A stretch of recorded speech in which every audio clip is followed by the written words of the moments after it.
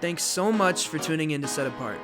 This is a podcast that was designed to lock arms and figure out this pivotal season we call young adulthood with other ordinary teens and young adults who desire to be set apart with Jesus rather than conform to the world. So with that, relax and enjoy this episode of Set Apart.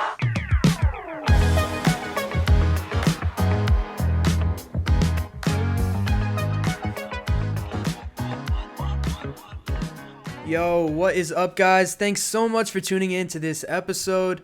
Today we have a special guest on. He's actually one of my partners here at Liberty. I'm an RA on campus, and he's actually one of my partners on the building that I'm on. He's an absolute amazing guy. So excited for what we're going to talk about today. He is especially interested in mental health, which has been on Luan and I's heart this week. And so we thought there would be nobody better since we already know him, and he's just he's so into this topic, and I know he's so led by the Spirit. So we're so excited to have him on. Luan and I introduce to you guys Austin Harper. What's up, y'all? Thanks for having me. Yes, sir, man. It's our pleasure. We're so glad that you're here. And so, like I said, we're speaking on mental health today, and so we just want to emphasize before we start that we know that this is a sensitive topic, and we don't want to, just rush into this, and we just want you guys to know that we have put thought and tried to be as wise about this as we can. So, we don't want to be joking about suicide on here today. We're not going to be doing anything stupid, and we're not experts on this either, but we are led by the Spirit, and we're trusting that the Spirit's going to lead us. And if there's something that we don't necessarily feel comfortable talking about, then we won't. We'll just leave it aside and leave that for the experts. But anyways, today we just are so excited to get into this. We hope that you guys will benefit from this. We know that it is huge and definitely a rising issue in our culture today, especially among teens and young adults. So with that, Austin, you are here on Liberty with us. You live on our building. What got you here to Liberty, and more specifically, what got you into like psychology and mental health and those kinds of things? Yeah. So I got into Liberty. It was actually the only school that I applied for. And I think part of the reason why I applied for it was because I wanted to go to a Christian school, but none of the Christian schools that existed within my denomination back home or anything that I was interested in. And so Liberty was close by, and I was like, okay, like I can vibe with this. And so I applied. Initially, I started out as a exercise science major. I went to a governor's academy here in the state of Virginia in high school, and I thought I wanted to do physical therapy. And as I was like figuring out slowly, I did not want to get into like the actual hard science. And I say hard science in the idea of like biology and chemistry and things like that. Yeah. And I picked up psychology as a minor, and I actually fell in love with it. And so I switched my major to psychology, and that's where I'm at right now. That's awesome, man. So, tell us a little bit about like just kind of growing up and maybe a few things that maybe would have sparked that interest for you. Just maybe like, I don't know if there's an initial time where you can remember like, oh yeah, this is when I definitely started to get interested in this. Or was it something that kind of just slowly developed and you kind of just found yourself here and you're loving it now, or what? It was a slow cultivation. My dad, it's actually really funny. When he went to college, he was a psychology major, and he worked in a psychiatric ward in Kansas City. Wow. And I told my dad, like, I was interested in this topic, and he just kind of poured into it. And I think him and I are a lot alike, very people-oriented. Mm-hmm. And so when we started talking about it, like, we just kind of clicked on that, and it just divulged into this I don't even know how to put it, just this grander conversation, right. Just between us, and we just started talking more about it. Gotcha. So awesome. And kind of like building off of that, like, was there a specific reason why you chose to do something related to psychology, or was it just like, oh, I like this, it's interesting, or was there like an underlining motive behind it, I would say? I'm a people person, okay. So the idea of studying people, and I mean, like, I have a psychology major and a sociology minor, so in like a simple term, psychology is about like the individual, sociology is about the group. Right. You know what I mean? And so it's like really interesting stuff, and you can use it for whatever sort of field you want to go into. I have no interest. At one point, I was interested in doing counseling to be LPC, but I was like, That's a lot. yeah, that's a lot. And I was like, the people that go through those programs, especially here at Liberty, like they are dedicated and they're incredible people. I don't know if I'm that dedicated, but that's where I'm at. Gotcha. So, yeah. Cool, man. Okay, and also like from the little that I guess we've spoken about that stuff. You grew up in like in a Christian family and everything. Oh yeah. Right. So how was that? Like, cause I know, especially coming from like my personal like life, I guess you can say. A lot of Christians have that like weird relationship with like psychology and religion and stuff. Some people think it's from the devil. Some think are like, no, all you need is just like Jesus and prayer and you're gonna be fine.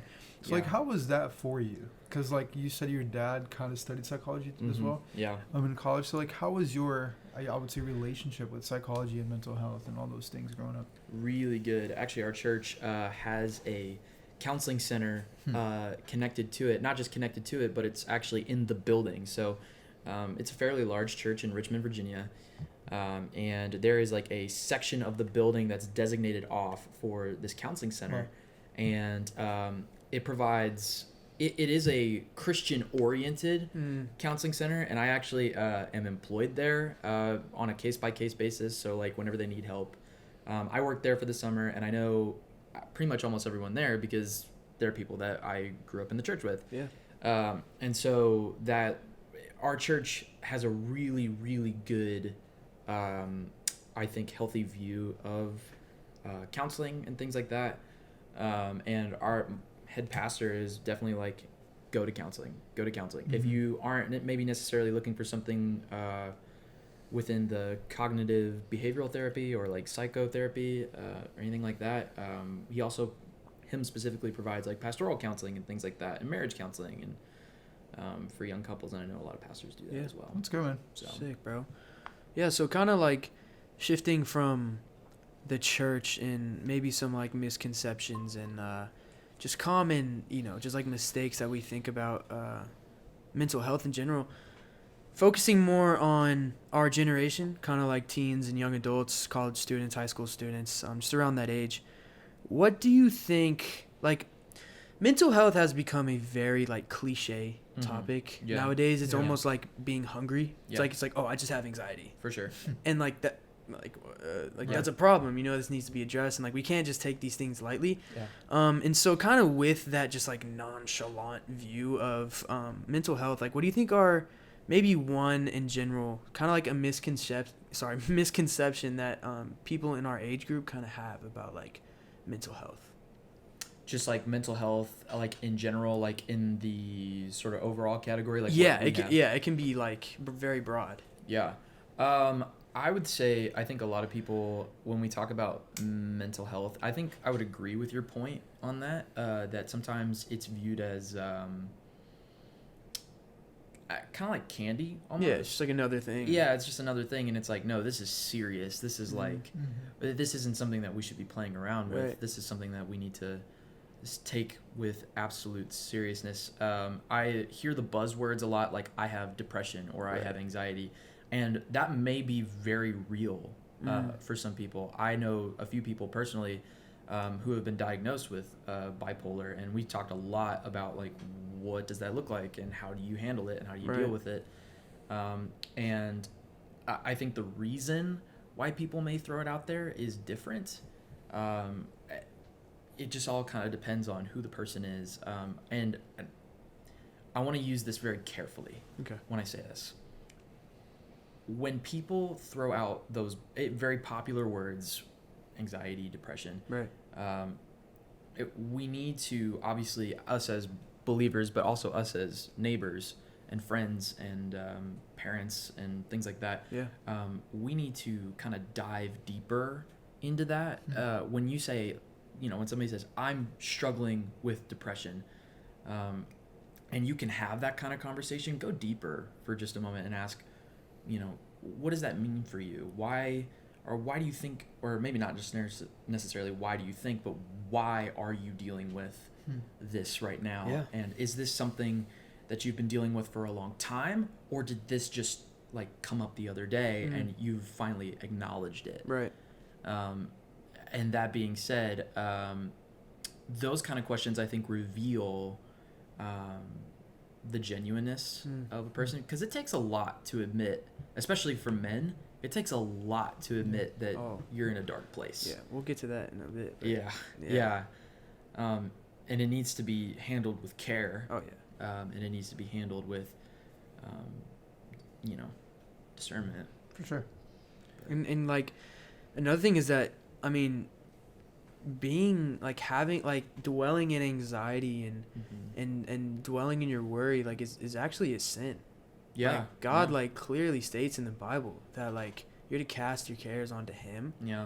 And which is easier like, said than done. Exactly. And that's You know? not to say like if you have anxiety you're sinning, because that's a natural human tendency. Now there's a difference between naturally feeling anxiety out of nowhere and then like, oh yeah, I'm just anxious. I'm just anxious. And then you wake up day to day, oh, I'm just anxious. I just have anxiety, man. That's the sin, man. Like you have to lay that down like at God's feet, and it's a lot of times it's not just like, oh, I did it, I'm good now. It's like a process, and you have to like really work through that, and it's kind of transitioning with that, like getting rid of that and laying it at God's feet. Like sure, it's very important to go to Him first, but you also need to have like people around in your life that aren't like feeding that anxiety, and they're not like, well, I mean, all my friends are anxious too, so like I'm anxious, and we're all just kumbaya, we're all anxious. Yeah. And so like how have your friends and your peers, and it could be like family, anybody, like how has surrounding yourself with the right people like affected your own like mental health walk? Oh, it's been incredible. Ever since getting on campus, I have just a really solid group of guys.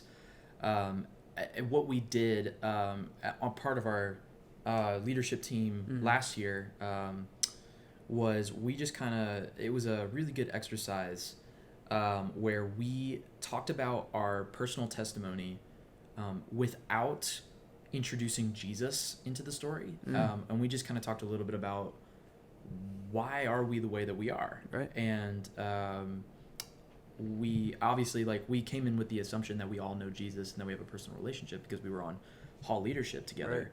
Right. And I would hope that you would in that context. But when we started kind of opening up about like, this is who I am, this is what I've struggled with, this is what I've gone through, that was probably one of the hardest things I've ever had to do. Yeah. Because I was like, I've never told anybody any of this. And when I say that community was so good for opening that gateway, because for guys, it's that sometimes it's pride, sometimes it's fear. Oh yeah. Especially in this culture where it's so easy to just, attack and just bring on that, it's like, you're a man, like, what do you have to worry about? Like, what's going on with you? It's like, there's a lot, I am a person too. And I think when there's that moment for vulnerability, and there's a good saying that says vulnerability breeds vulnerability. You know what I mean? It's got to start with you. Yeah. And that group of guys, it opened a floodgate for me to just even start talking to my parents about things that I had just never shared before, which I think were so good. And obviously, like, some people don't have that luxury. Some people don't have that community that they can go to. And for me, I have, loving and wonderful parents who were open and receptive to listening to what I had to say. Right. And weren't like, I can't believe that you did that, or I can't believe you're struggling with this. Like, you just need to give it to the Lord. And it's like, they were like, hey, like, we hear this and we just want to come alongside you and lift you up and try and walk through this with you. And I think that's such a healthy view of being vulnerable. W parents. Yeah, no, for real. But I know that there are some people that don't necessarily have that. Yeah. And I think that's why it's so important to be a part of a local community, of a body of believers. And I think that obviously, like, the Lord tells us, like, that's what we're supposed to do. And that comes with so many benefits, not just being able to worship Him in community, because that's how we were made to be, was to be in community, but it allows us the opportunity to be vulnerable. Right. For sure. rather than isolation. AKA the church. Like, Yeah. like start serving at a church, man. Like, get involved. If you're not serving, go to like some groups throughout the week, and just get with people that have that same kind of mindset. Like, hey, like we're not just gonna treat this lightly.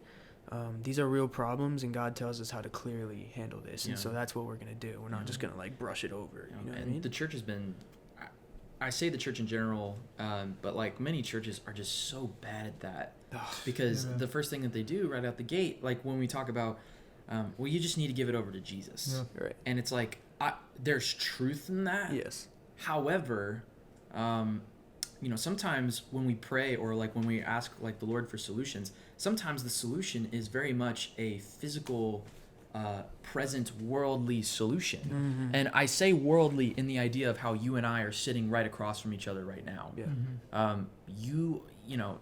If the opportunity to go get counseling and to walk through whatever it is that you're walking through right now, go to counseling. Mm-hmm. The Lord even talks to us about making decisions, having wise counsel.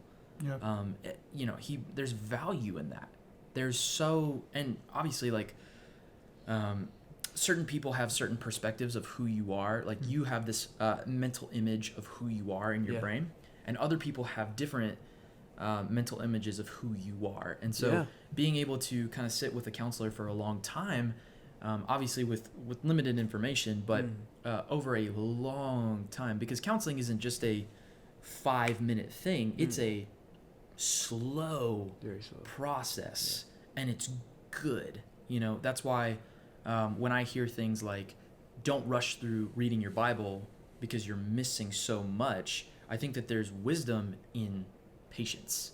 Come on. There's wisdom in taking it slow, and just allowing you to meditate on whatever it is that you're kind of walking through. So when you're with your counselor, and you're able to just go, these are my problems right now as I currently see them. How do I work through them? That counselor has the ability to just kind of break that down and go, okay, why do you think the way that you think? Is there something associated with your past that might make you think that? And that's one of those beautiful things, is because a really good counselor is not going to tell you what's wrong. They're going to guide you in a way to see, okay, these are the connections in my life that has led me to here. Right. And once I get to that point and I acknowledge it, how do I move past it? Right. Yeah. Become better. It's good. Yeah, man, there's a saying, it's like you either grow slowly or you don't grow at all. Yeah. And I think it's a thing, especially like our generation. It's just like, I feel like everybody just looks for a quick fix. Yeah. You know what I mean? Like we just like the blueprint. Like, all right, tell me what to do. Like 5 tips. Right, exactly. Yeah. Like, tell me how to overcome this thing. Give me the steps. I'll do it, and I'll get over the whatever struggle that I have right now. And I think when you present the whole idea of process and patience, people freak out. I can say that, like, even personally, like a lot of times the things that I struggled with were because of that, or because I was not willing to submit myself to a process and have the patience of having somebody to see the areas of myself that I didn't even want to see myself. And I think that's kind of like terrifying to do, especially like as men. I think it's something that we all kind of face. And I actually wanted to turn that into a question. Okay, sure. If it has like something, I wouldn't just say like personal, that you've gone through, that you needed to have that exposure. And I understand like the uncomfortability of that, but like how has that been for you, like your personal walk of like counseling and I would say even like discipleship, if that's a thing, like that process of being like vulnerable and exposed, like personally as a man, how's that been for you? It's been good, and like I said, I think that comes with upbringing as well. Some people it's going to take longer. Some people it takes 20-30 years to get to, I think, where I am right now. And I've been blessed to have a group of guys who really cared about my well-being, to ask me those questions and to be raw and to be vulnerable and know that it's okay. And in that vulnerability, sharing with them, they're like, I struggle with that too, or this is something that I'm dealing with. Recently, I actually just enrolled myself at a local counseling office, and it's just been incredible, and my counselor's awesome. And Without getting into too much detail, it's just been a really good opportunity just to sit down, to break down kind of like what's going on in my own life and being able to go, okay, I see this. This is my disposition. I need to change it in some ways, and just be honest with myself. Yeah. And it's been good. But I know, like, for some people, it's not. And there's a lot of reasons why maybe that's not good. Like, some people might say, my counseling wasn't great. And that could just be because whatever it is that they're holding on to, they're still holding on to it and they don't want to get rid of it. Yeah. And then there are some people who genuinely just don't have a good experience because, not everybody, you know what I mean, is that good all the time at being able to correctly, maybe not necessarily correctly assess, but correctly address the issue.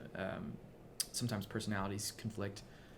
And that's why finding a good counselor is such a blessing, is because it's like when you have that opportunity to just dive deep with somebody that you trust and talk about it. I think that's really good. Shout out counseling, man. Yeah, no, for real.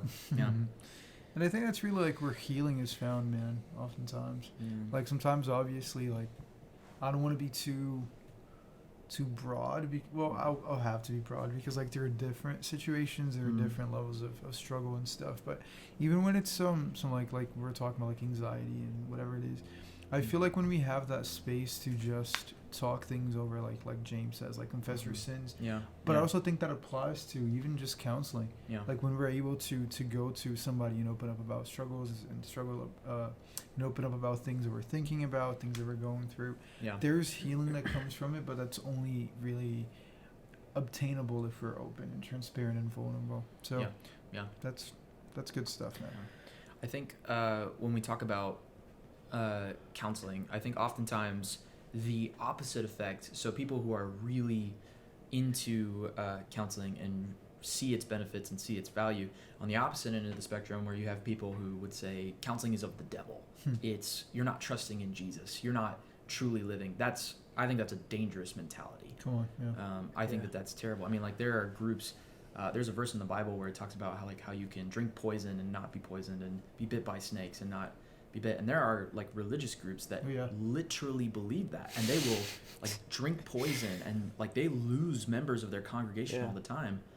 And I've literally, like, you can look it up, bro. There's literally videos of like pastors and stuff, like letting like rattlesnakes and stuff bite them in the arm. Yeah, it's crazy. And it's like, brother, you know what I mean? It's like you're off on that. You know what I mean? It's like, this is not the correct interpretation to take with that. And I think we have to be careful when we say things like, counseling is of the devil. It's like, why do you think that? So yeah, I think they just like negate the fact that like, this is something God created. Like God has given us like the capability of like studying like how the brain works and how we as human beings function. And through that he's able to work. I think a lot of times we just expect God to do everything by himself. And I think like as we see through scripture, even like every single time that God chooses to do something, I'm not saying that he can't do anything else, but he chooses to use people. And I think he's also able to use people for like healing, deliverance, and all that kind of stuff through counseling and like therapy and all that kind of stuff. So it's mind-boggling to think that people go to that extreme. But I've seen some people, I think, like that's terrifying. Sorry, go ahead. If we believe that God is the author of truth, how arrogant is it of us to believe that that any sort of knowledge that we gain or possess was not already permitted by God? You know what I mean? The reason that we are increasing in knowledge is because the Lord allows it. And so, there was no such thing as counseling in Jesus's time. A long time ago, if I can remember his name, it's like sticking on the top of my tongue, but it's like, a couple centuries ago, it was illegal to do.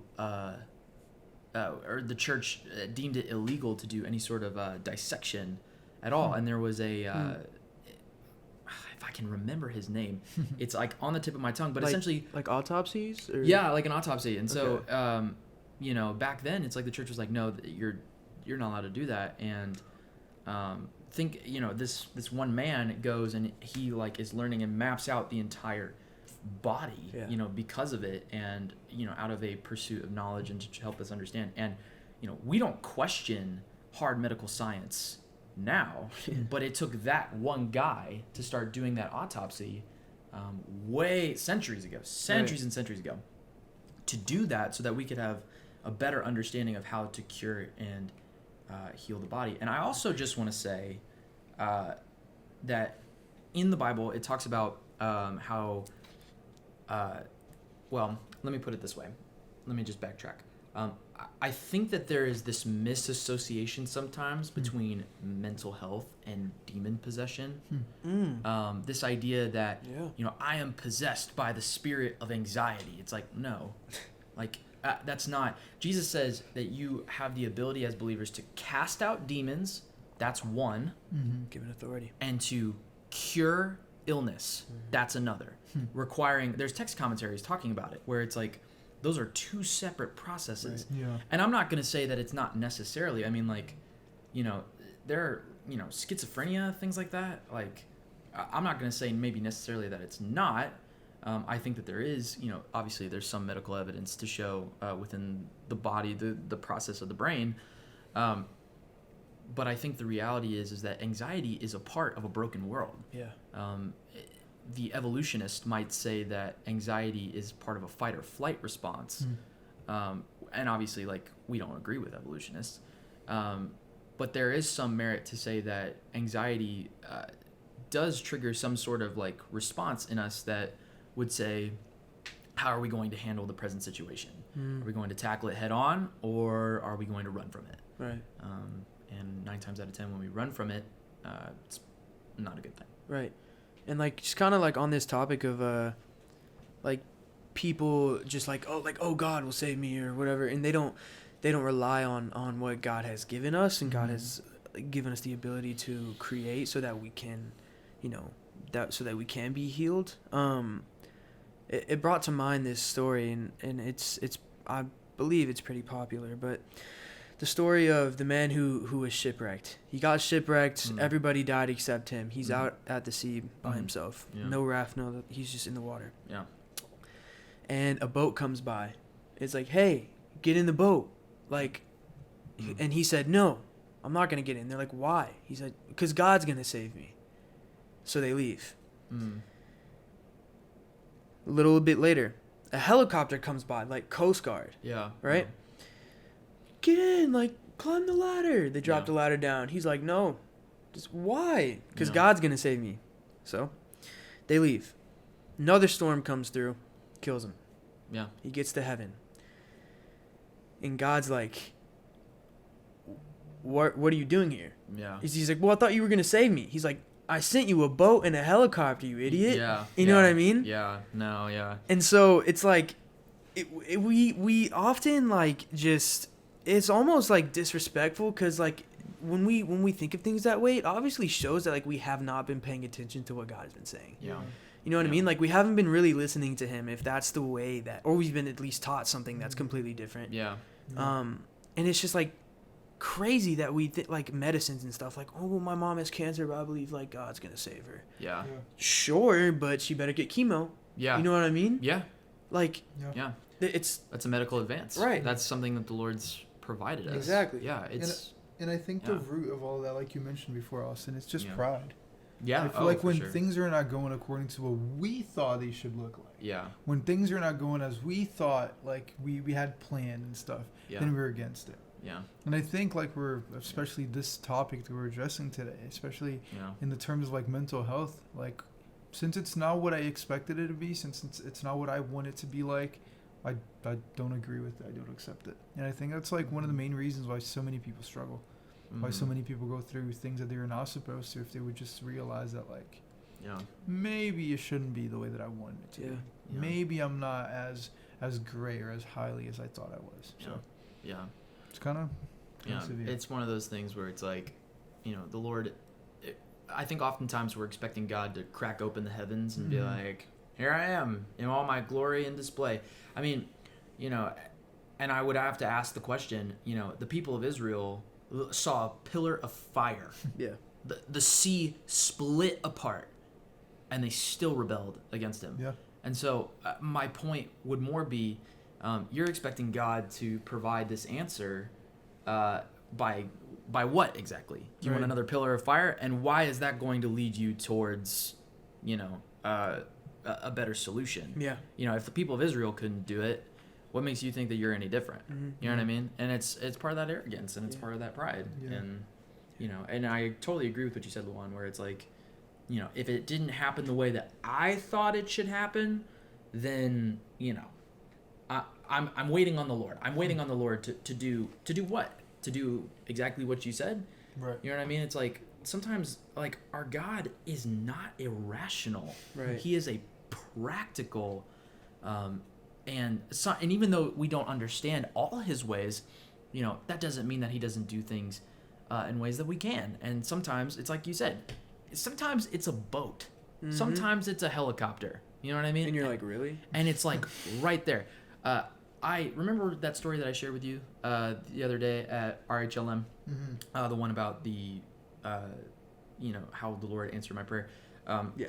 As for context, I didn't have the loans to come to school back in 2020, and I was asking the Lord, and I was praying. I was like, God, like I need some way to get to school. I don't know how to do it, and I was praying for like thousands of dollars to just show up on my doorstep, and the university had actually just moved the deadline 4 days later, so it was like due like financial check-in and all the money was due on June 15th. And I was praying, and the Lord just pushed it back by 4 days. Yeah. And a loan finally came through, and that's how I'm here. That's a win. Right. That's an absolute win. Right. And it was so practical, and it was so simple. And, and I would have never thought of that. I'm praying for, this miracle of, dollars. And not to say that he couldn't, but it's like it was such a practical thing. Yeah. And I also think that when we expect the Lord to, or like when we pray, sometimes we expect the Lord to do things that he never promised. Yeah. You know what I mean? He doesn't promise us that our problems are going to go away, or that financially everything's going to make sense, or that that affliction that we're dealing with is going to come forward. He says, I will never leave you nor forsake you. Right.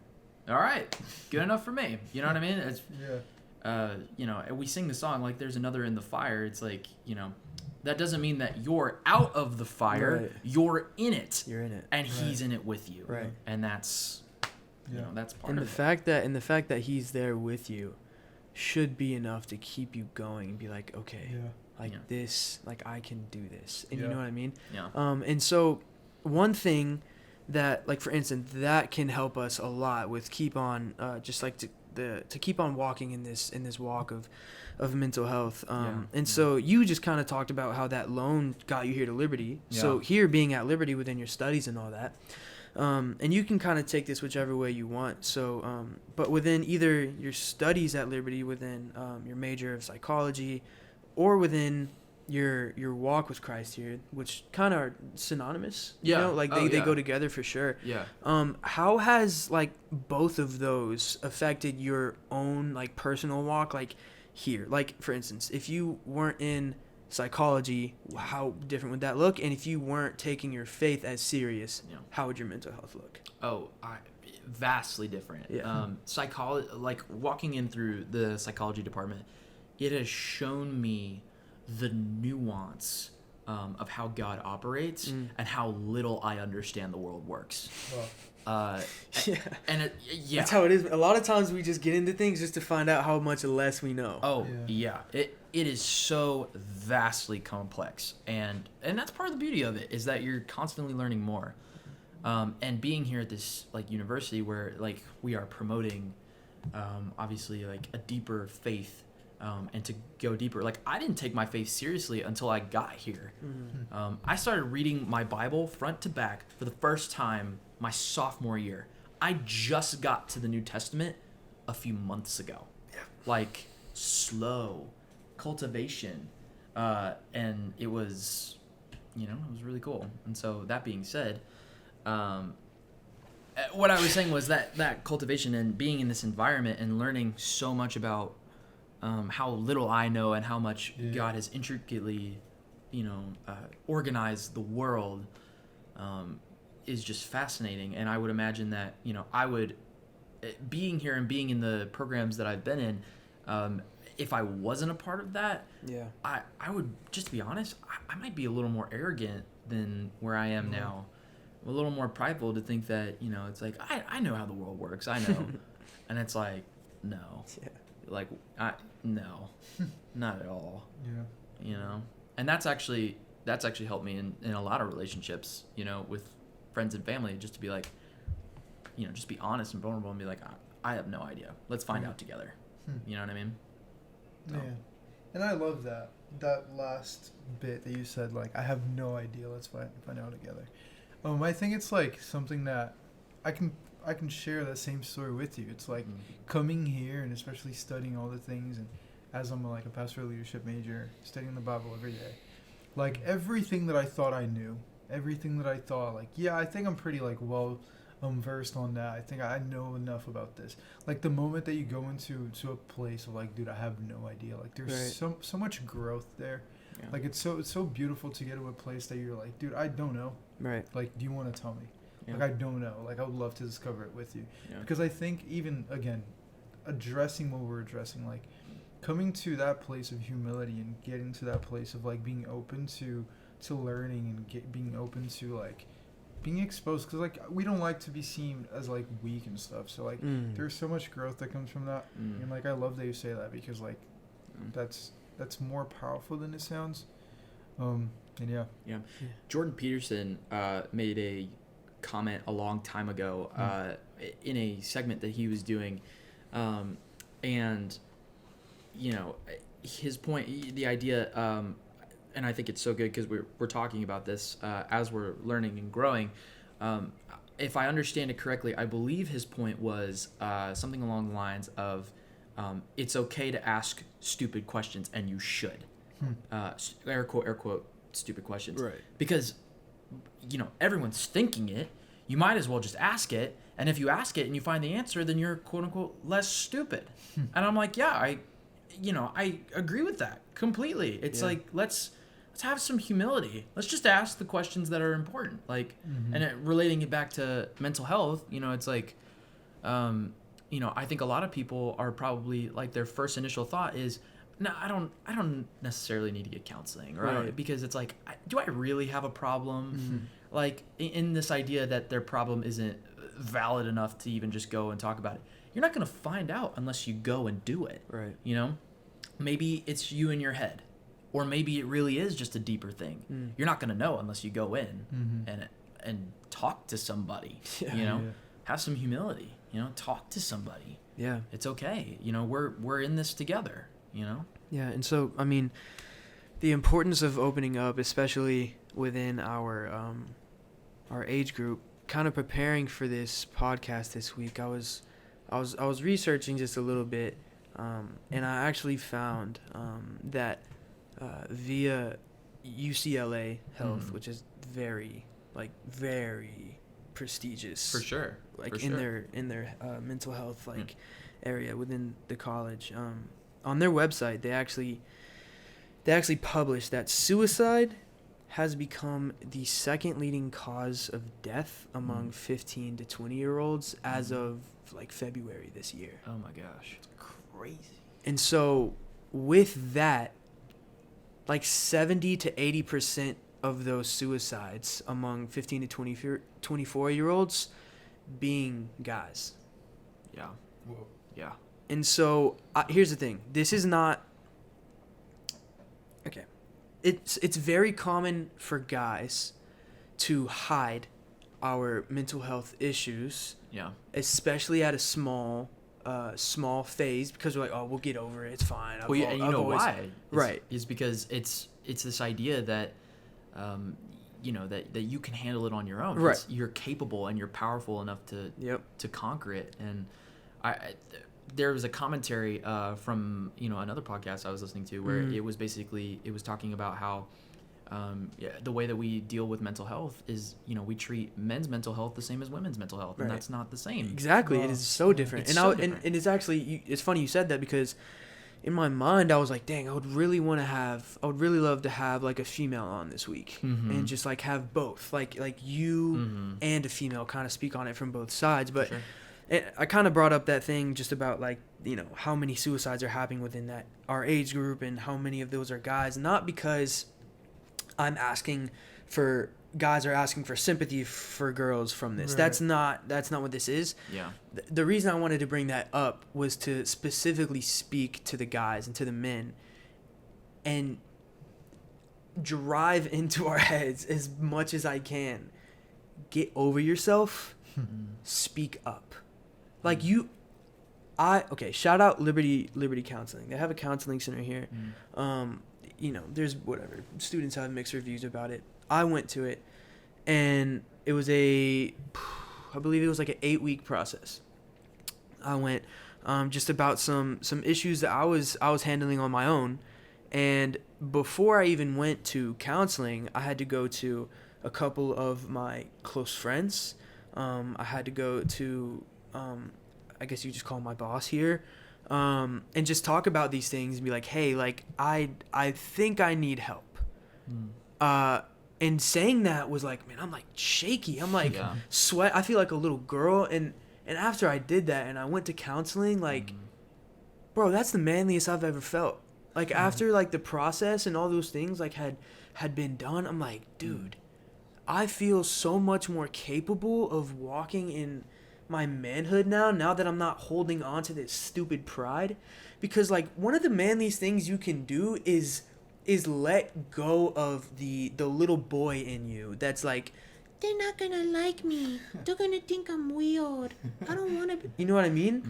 And it's like, anyways, I just want to say that because I want the guys hearing this that have a problem with anxiety, that are stuck in a porn addiction, that are facing daddy issues, mommy issues. Like, guys can have daddy issues too. Like, and I think something that's also so crazy is that we can, like, as guys, almost project onto other guys. Like, if somebody was like, yeah, man, like, if somebody, imagine a guy like walks up to in a random group of dudes and he goes like, yeah, like, blah blah blah, I'm having a hard time. Like, why? He's like, well, I just kind of have some daddy issues. I can guarantee you that somebody in their mind or out loud would be like, gay. Like something so stupid and insensitive like that. Yeah. Just because of how uncommon it is. Like, we can literally associate like homosexuality with speaking about our mental health. Yeah. And like some people may be like, well, that's not even a big deal. That's what makes this a big deal, because these are these little things. Oh, I don't want them to think I'm sus, or I'm whatever you want to call it. And so to the guys, just don't wallow in that because I'm speaking to myself here. All these things I've been talking about, this is to me too. I just care, and seeing these numbers like gives me a reason to talk about this. And so I don't know if you guys have any specific thing on your heart about that. I mean, especially being guys, like. Yeah, I would just say to the men that are listening, I would say, number one, receiving help for things doesn't make you weak. Yes. Christ calls us to meekness, not weakness, and seeking help and walking through those things, it doesn't make you weak, and I think that's something, and it makes you capable. And it makes you, I think a lot of times people, especially men, they want to feel valued. They want to feel like they are an integral part of something important, and that's a lot of people, that idea to feel something higher than themselves. And I would say to the men, and obviously, like, Zhane used the phrase just a minute ago, get over yourself. And there are some men who, like myself, who need a really good kick in the butt. Yeah. To say, hey, you're not in a good place. Right. For the other groups of men who are listening, who may say, who might think, oh, well, that's a little aggressive. Let me just speak to you for a moment and say, you're valued, you're loved, you're cared for, Christ loves you, and as that extension, because Christ loves you, so do I, Right. and so do we, and that that you obviously, I would encourage you to find men, and maybe even women, depending on your relationships, to confide in, Right. and to take that first step Mm-hmm. to just being honest with yourself, and acknowledging I'm not okay, Right. and then to go, all right, what's the next step, and think about those benefits. Think about those things. You're struggling with anxiety. How long will it be while you're struggling with anxiety till it becomes something else, Right. and it gets bigger and it gets bigger, and I don't want that for you. I want you tackle it head on. It's okay. Right. And it is scary. It's really scary, Mm-hmm. right? But for the same reason,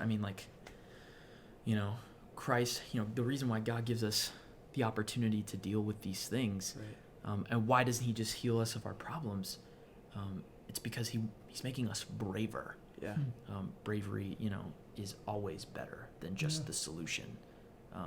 And what I mean by that is, having that opportunity to be courageous, taking that first small step of, just saying, I'm not okay. That's brave. That's Mhm. courageous. And if you're that man listening that, has taken that first step, awesome. I am so proud of you. Yeah. Way to go. Literally, I could not be any more happy for you that you've acknowledged and that you're walking towards it. Next step. Hardest part is over now. Yeah, hardest part's over. Now it's time. Let's get into it. Consistency. That's Yeah, what's next. it's that consistency. Consistency, man. Yeah, and I think something where people say, it's like, but people are expecting, like we talked about earlier, that easy fix that says, the problem's going to go away. I would say, there's a song, it's called Someday Soon by Wilder Woods, who's, that's his stage name. I believe his real name is Bear Reinhardt, who's the lead singer of Need to Breathe. And in his solo album, the song Someday Soon, there's a verse that says, sometimes the cold wind blows, sometimes the wolves rush in. Don't think the battle's over just because you said amen. And that's something that's rung in my ears for a long time. It's like, I've said amen, and that doesn't mean the battle's over. Right. We had recently had a meeting, the Office of Residence Life, we had a meeting talking about this next year, and one of our RDs talked about having a warlike mentality Right. against sin in our lives, because it is a war for our soul, and we need to be prepared and be ready. Yeah, man. And for the other guys who maybe are listening, who maybe you don't have a relationship with Jesus, and maybe you're just like, why should I care? And what has Christ done for me recently? Mm-hmm. And it's like, there is, well, first off, he's done a ton. We'll Right. start there, but on top of that, dying for you is the big one. Right. But on top of that, I would also say that a relationship with Christ, walking through, when he says, bear my yoke, for my burden is, bear my yoke, Yeah. for my burden is easy, my yoke is light. Right. In that sort of context, it's like, when we understand what that means, it, obviously the metaphor that he's using is an ox would wear a yoke. I think we talked about that last. Did you? Podcast, yeah. Yeah. It's this thing around its neck, Mhm. and it would pull, obviously the farming equipment or whatever it was that it was pulling, and the assumption is that there's more than one ox underneath this yoke, Right. and so that's the idea, is that Jesus is with you. When he says pick up your cross and follow me, it's bold of us to assume that we're doing that by ourselves. Yeah. And he's carrying it with us, and It's good. For the men who are listening, who may not necessarily, and women who may not necessarily have a relationship with Jesus, I would encourage you to just dive in. just a little bit deeper. Yeah. And that a relationship with Christ is not, let me make this clear, is not the Bible, and a relationship with Jesus is not behavior modification. It is not just a better way to life. It is transformative. Right. It is your life is now infinitely different because the reality of Christ in your life has made you different. Right, exactly. Cool, that's good. So that being said, It's through the relationship that you see behavior modification. yeah. And I think that two sides of this. So Satan, whether you are a believer or not, he's always going to oppose you. And sometimes opposing you looks like he's on your side. So let me explain that. So for me, being a Christian, I do my absolute best to stay up to, stay disciplined with my habits and the things that I know are going to keep me closer to God. So, reading my Bible, praying, going to groups, having conversations with others about biblical things, confession, repentance. And so, if I am in a healthy mental state, what Satan is going to do, he's going to convince me that what I have and that what is good isn't enough. Whether that is my relationships with my friends, whether that's the college that I'm at, whether that's what I think I'm going to do with the rest of my life, whether that's my relationship with my girlfriend, whether that's the things I have. This isn't enough. Yeah. You need to get better. And I know what God says, but let me show you better. Here's what's better. Yeah. And it always looks better at first glance. Yeah. But there's always a lie behind it. And he wants to be as crafty as he can to pull us away from what God has and that actually is enough for us. Yeah. And let's say you're on the other side of that. You're not a believer. And you're walling in your anxiety and you're going to these other things, whether that is something drugs, sexual content, narcotics, whatever alcohol. It is. Yeah. He's gonna say relationships. You see how you feel when you're influenced by these things. You see like how you're more calm and you kind of forget about your problems. Like this is good. Like you need to keep doing this so that you can get better. Yeah. Lie. And do you know why he's so good at this? 'Cause he's been around. Yeah, he's been since the beginning. Yes, centuries. He has seen Satan adapts as we move on. Oh, that's the new thing? Got it. Yeah. Jot it down. Same playbook, different item. Exactly. And especially today, here's the thing. The mental health problem is rising so badly because us especially as young adults and teens, we have prioritized community through technology. Like we are more connected today on paper than we ever have been in the history of man. Yeah. Social media. Yeah. There's so many different kinds of social media. There's the television. Yeah. There's different we have so many different forms of communication just communication that aren't authentic. Yeah. How often is it that we let's go get lunch together. Yeah. Put our freaking phones down. Yeah. And talk about whatever. We don't have to talk about anxiety. We can just chop it up. Yeah. I mean, and the biological point of that would be, somebody 50, 60 years ago was getting more dopamine from doing those kind of activities, just going and being with people. Exactly. And we're just on a surge of it every day when we get that gratification from getting that like on Instagram or we get that swipe up or something. Exactly. And it's you're on a dopamine overload. And that's when the enemy is that's good. You see that? That's good. You like that, don't you? Which the back end of that, that dopamine release, that constant one. Yep. There's been a lot of things, a lot of mental health issues that have been linked to that over excessive use within the brain of that dopamine. Consistent over and over and over and over. Schizophrenia is, if I'm correct, which I believe I am, schizophrenia is one of those. There's a link to dopamine with that. So it's very interesting. But yeah, so Sorry, I interrupted you. No, you're good. And I think it's just so, like, when we think about, like even our parents, like, when I talk to my parents about, like, their childhood and stuff like that, like, it sounds like so much less, but so much, like, better in a way. And what I mean by that is, like, we wouldn't, like, go home, like, they wouldn't go home and just, like, now, I mean, eventually they had, like, you know, gaming systems and stuff like that arise, which you could use as, you know, whatever. But if they actually wanted to play a game with someone, like, they had to have that person over at their house. It couldn't be just through, like, a headset, like, yo, bro, what up, you hopping on, blah blah blah. Like, they had to be with somebody.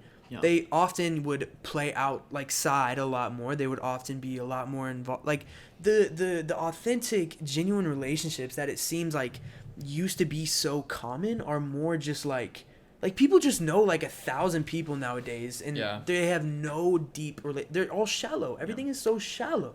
There is a psychological theory. It's called Maslow's hierarchy of needs. Hit him with it.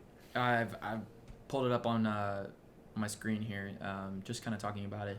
And essentially, like, the theory is essentially you as a person, you have certain building blocks to get you towards where you need to be. So, for example, you as a person, your baseline is your physiological needs: food, water.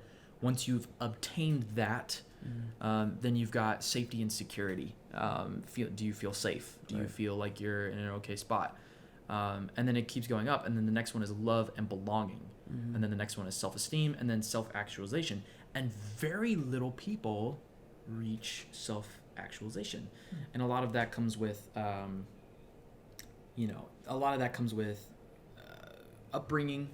Some of that comes with, where you are currently, like, in your certain state, and obviously, like, as you take, like, certain theories, obviously, like, there's a ton of psychological theories, but I think that there is something good to say about this, where we live in a society where security is easy. You don't have to worry about it really too much. Not to say that it's not present, because there are certain areas within the United States, including inner city, that it's not always safe. Chicago being one of them. Psychological or physiological needs have been met. I mean, it's like, grocery stores packed full of food. And once again, not to say that that's something that some people don't struggle with, because some people, they do need food. You know what I mean? But I think we're so stuck on this love and belonging aspect societally, where it's like we're stuck on finding that validation from other people, trying to look for affirmation, and we're just not getting that. It's like what you said. It's like 1,000 people follow you. You don't know 1,000 people. Right. I don't know 1,000 people. I think I know, like, I would tell you, I think I know 20 or 30 people at best, at a deep, intimate level. Right. Everybody else is probably somebody that I, like, see along the way, and I catch up from time to time. But, like, there's, and I would say even my 20 to 30, me personally, that I would still say that that's a pretty high number, because I don't think many people would have that. And like I said, I've been fortunate enough to have that, but not everybody does. And that's part of it. And I think, as we're talking about, like, wanting those needs or fulfilling those needs in our life, I think a lot of people are expecting it to kind of come their way, and it's like it's something that you cultivate. It is something, in the sense of love and belonging. I mean, it's, finding that affirmation or finding a good group of people doesn't just happen. It's built. Friendships are built. That's part of it. So. Yeah, man. Well, that's good. Dude, and I think, like, everything really comes from the whole idea of, like, steps and practices and doing certain things that develop into something better and greater over time. I think we talk about this every single episode that we have. Like, implement good practices, implement good steps and stuff like that. And I think that has everything to do with what we're talking about. It's just, like, I love the way that you brought up the idea of the war language and like being ready for like battle and stuff. And I think that applies to everything really, especially in like you were saying, Zane, the idea of how the devil doesn't really change the way that like he tempts us. Like he's smart, he's crafty. And the only way that we're actually able to address those things and battle those things are if we're constantly ready. Like a person doesn't go to war and gets ready within like 2 days. Yeah. Like they've been doing things for like a long time, and training. even when they're there, Yeah. they still gotta wait. Yeah. And when stuff happens, then they're on the go. And I think it's cool, and I wanted to kind of again turn that into a question about like, dude, knowing that like mental health is such a struggle and things that we go through on a daily, like Instagram is a big thing that affects us mentally and friendships sure. and all that kind of stuff. Like how It's can built we for manage? addiction. Right. Yeah. And how can we manage, like how can we implement certain things, especially like from what you've learned and the things that you've seen? How can we do certain things in order to like be ready to battle, like let's say if I'm just feeling some kind of like anxiety here, like maybe some signs of depression. Like what are certain things that we can develop and start working towards to make sure that if those things do arise, like we're ready for it? Yeah, I know that. I think that there are two really good ways, two really solid methods, and you can split them apart based on spirituality and physical needs. When we start talking about, as we're kind of, dealing with that warlike mentality against us, I would say, and I'm going to speak on it on a moderate level. So you're dealing with levels of anxiety. You're a college student. You've got papers, you've got tests, you've got a job, you've got responsibilities. I would say spiritually, let's start off with the beginning. Read your Bible. Read it. If I could hammer that home, I will. I will hammer that home. If you don't hear anything else. Yeah, if you don't hear anything else, read your Bible. It's so good, and me personally, like I feel different when I don't read my Bible, and I'm not saying that I'm perfect at it. There are some days where I'm strong for like 5 days, and then for 2 or 3 days, like I'm just not as good as where I was. And I've noticed a significant change in the way that I deal with things and my cognitive load and how I'm able to address situations and things like that. And so that is the spiritual lifeline. If we believe that we are the branch and he is the vine, then why are we doing things that would separate us from the vine? That is the life source. I don't understand, why are we doing that to ourselves? That's crazy. And obviously, like, there's grace, you know what I mean? Like, we can, have the opportunity to recognize, okay, I messed up. I wasn't as diligent in spending time with the Lord. Let me start now. And it doesn't have to be like 5 chapters. It's my Bible reading started with 1 verse a day. That was it. It's now over 2.5-ish years. It's now chapters. That took time. Right. And that's okay. You know what I mean? I think oftentimes, and this is just another thing I want to speak on for a moment. When we look at our spiritual life, we say we're running the race, and I've heard that, and I would say that's wrong. You know what I mean? I think you're running towards hell. I think that is the direction. You are full sprint, and a repentance is a 180, and you're turning towards heaven, and you're going towards Christ. But that doesn't mean it's a run. It is you are crawling across the finish line, and that's okay. Okay, it's not about how fast you got there to your relationship with Jesus. It's that you got there. Yeah. It's slow. He's in Jesus is jumping up and down at the finish line. Yeah, you got across the finish line. That is the goal. Yeah. Get across that finish line. And if you fail, it's okay. Pick yourself back up, start again, and keep going and keep going. Christ hasn't gone anywhere. Yeah. He's right there the whole way. Yeah. And one thing that kind of like reminded me of was, so just like kind of a little analogy. So my dad is a triathlete, and he actually has a triathlon this weekend. So let's go. Tomorrow. an Ironman. He's doing an Ironman in Texas, and one thing that I can tell you is that when I was in, I believe, 6th grade, my dad, he was in a place where he was overweight. He kind of, just wasn't in that same space of self-discipline, but naturally he does have a very disciplined mind. He was a Marine. He went through boot camp, and just his work ethic is absolutely insane. And so he started walking a mile when I was in 6th grade. Yeah. Okay. Yeah. He started walking a mile every day when I was in 6th grade, and he hated it. Yeah. Now, how did I just start what I was saying? That he's in Texas right now, about to do not his first. Yeah. I believe it's his 3rd. Oh my gosh. Ironman. Wow. Which, if anybody doesn't know, that's a full marathon. It's around 100 miles biking. Oh my. And it's over 2 miles swimming.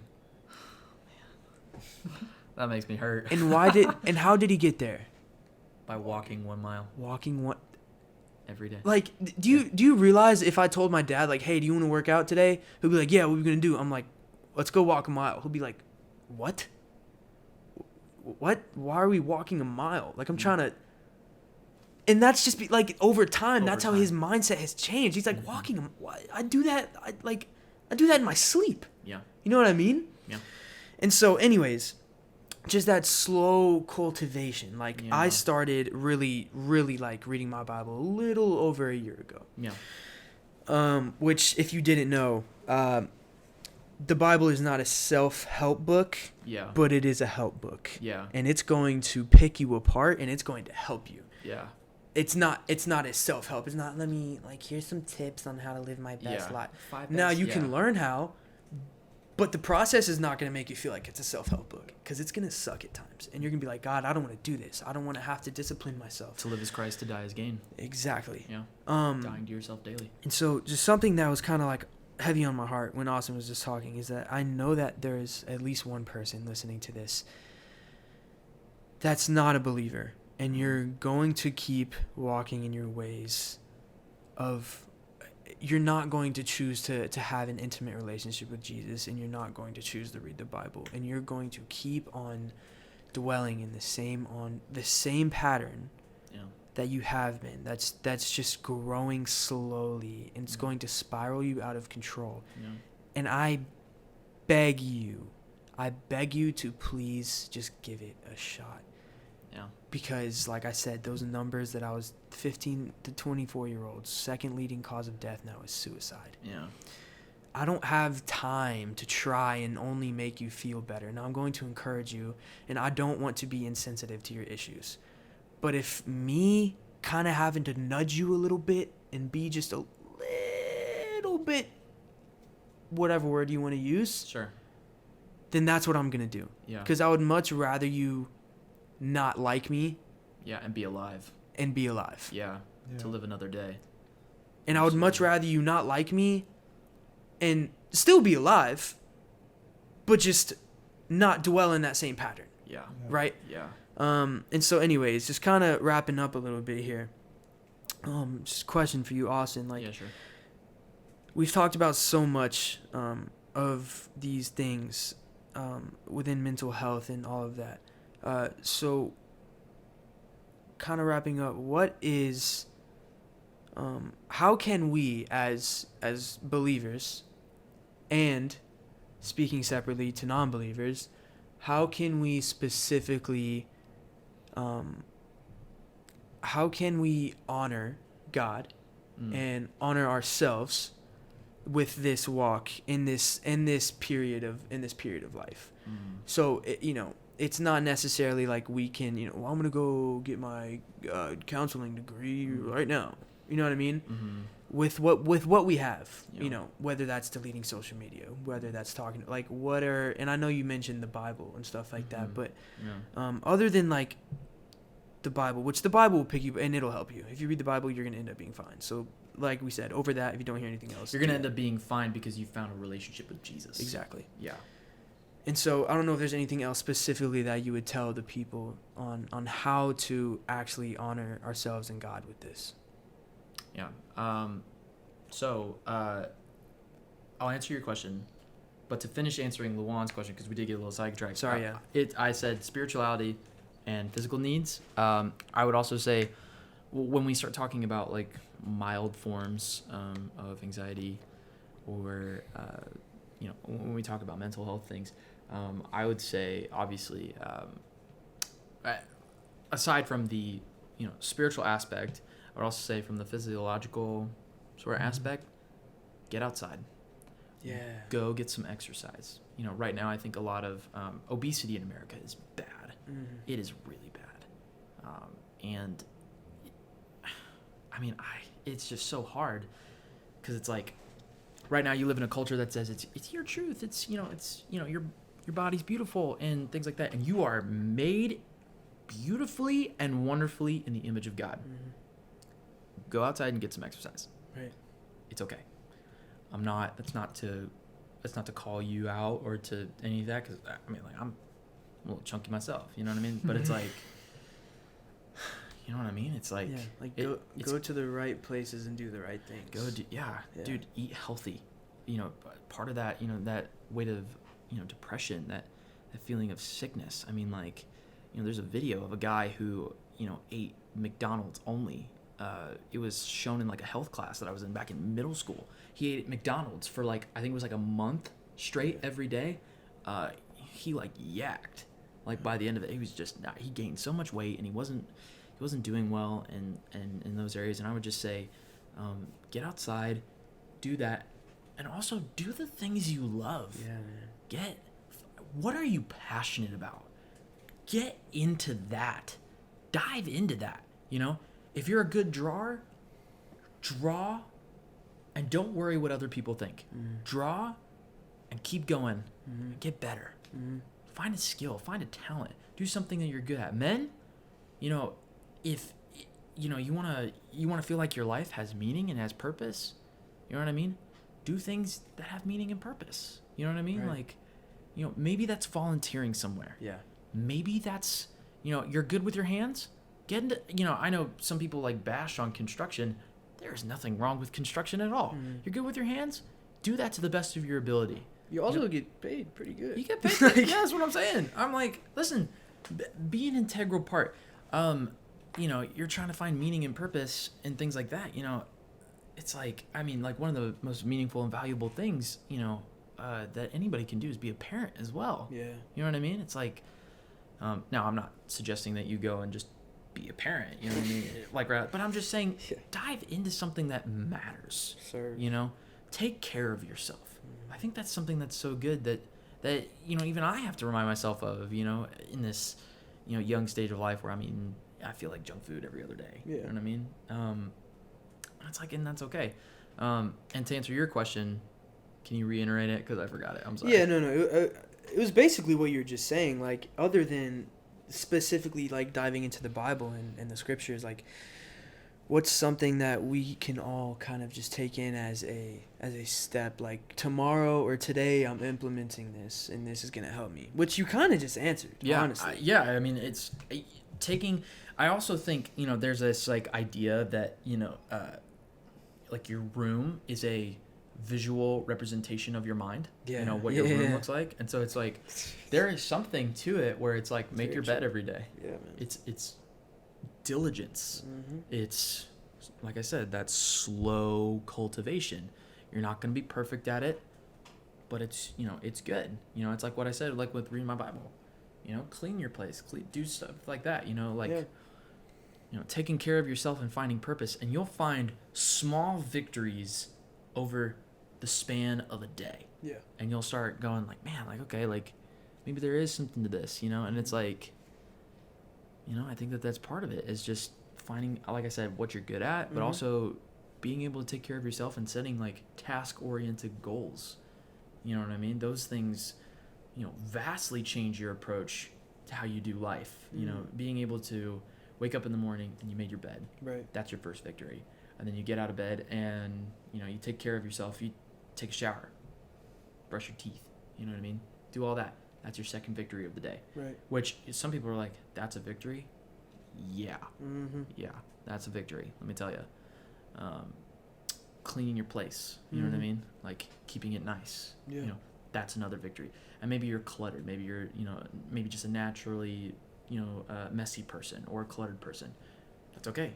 Right. Like I said, slowly but surely.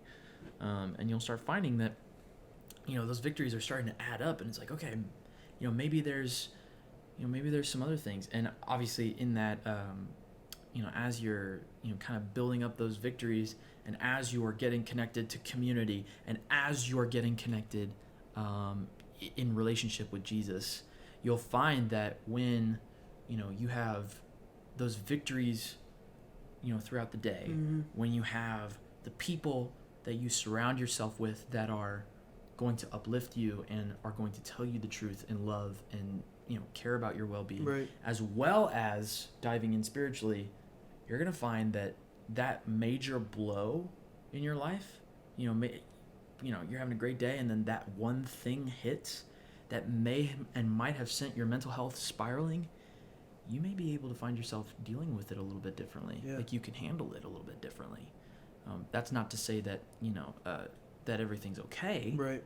But that's just to say that where once you might be in shambles, immediately you might find yourself being able to go, okay, this is horrible. Yeah. I'm going to go speak to my friends. Mm-hmm. I am going to go speak with the Lord, and I'm going to find comfort in that, because I can't do it by myself.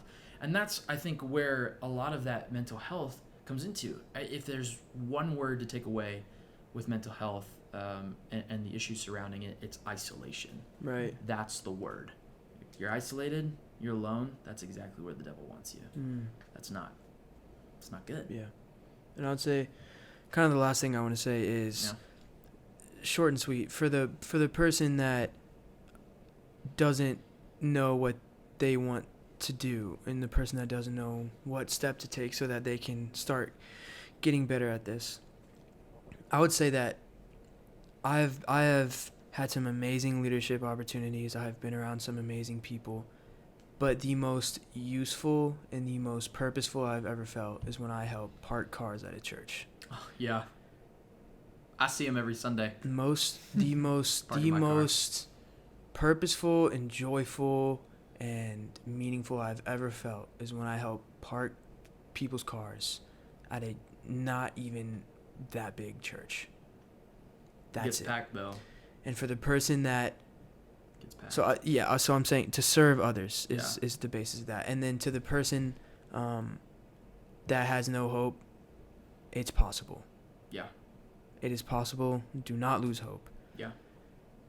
Keep going, and I promise you will get there. Yeah, for sure. Luan, you got any finishing thoughts? I don't. No. I'm just sitting here and just like listening. Yeah. Yeah, dude. This was good. Yeah. Yeah. So, Austin, go ahead.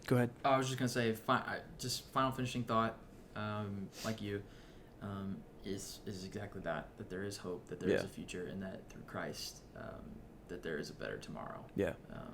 And that small victories over the course of a lifetime.